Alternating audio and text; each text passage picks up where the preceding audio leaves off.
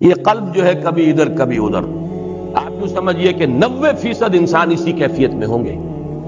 وہ لوگ کہ جن پر اس طریقے سے حیوانیت کا غلبہ ہو چکا ہو کہ کوئی خیر کا وجود ہی نہ رہے، یہ بھی ایکسٹریم لوگ کم ہوتے ہیں۔ کوئی نہ کوئی جھوٹی نیکی، ملمے کی نیکی، دکھاوے کی نیکی، ڈاکوؤں کے ہاں، جیب کتروں کے ہاں، بستہ الف اور بستہ بے کے بدماشوں کے ہاں، رنڈیوں کے ہاں، یعنی آبرو باختہ عورتوں کے ہاں ہوتی ہے کوئی نہ کوئی۔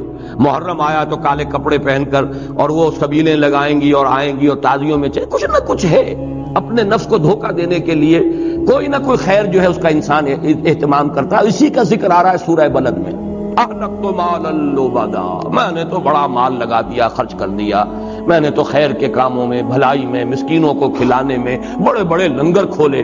یہ سب کام ہے کس کے ساتھ؟ بدی کے ساتھ۔ بدی بھی ہے، حرام خوری بھی ہے، سمگلنگ بھی ہو رہی ہے، اور بھی جو بھی سودی کاروبار بھی ہو رہا ہے، لیکن مسجدوں کو چندے بھی دیے جا رہے ہیں، دارالعلوموں کی سرپرستی بھی ہو رہی ہے۔ تو اکثر و بیشتر آپ کو ملے گا گڈمڈ معاملہ کہ کچھ نیکی کی طرف بھی ہے اور کچھ بدی کی طرف بھی ہے۔ یہ ہے جس کو قرآن تعبیر کرتا ہے نفس لوامہ۔ لا اقسم بیوم القیامہ ولا اقسم بالنفس اللوامہ۔ اس لیے کہ یہ روح جو ہے اس کا اثر کیا ہوتا ہے انسان پر؟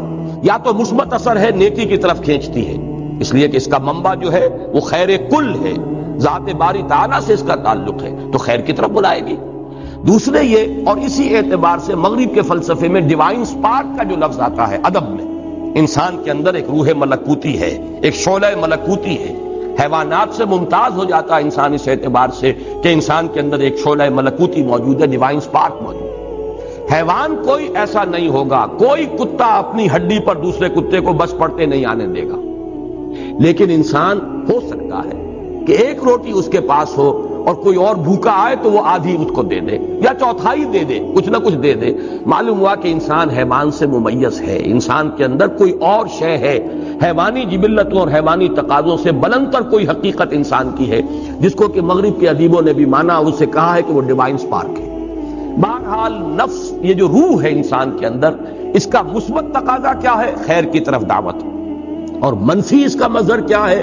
جب انسان کسی برے کام کا ارتکاب کرتا ہے تو ملامت، اسی کو آپ کہتے ہیں کانشنس، اسی کو آپ کہتے ہیں ضمیر، اسی کو قرآن نے کہا ہے نفس لوامہ۔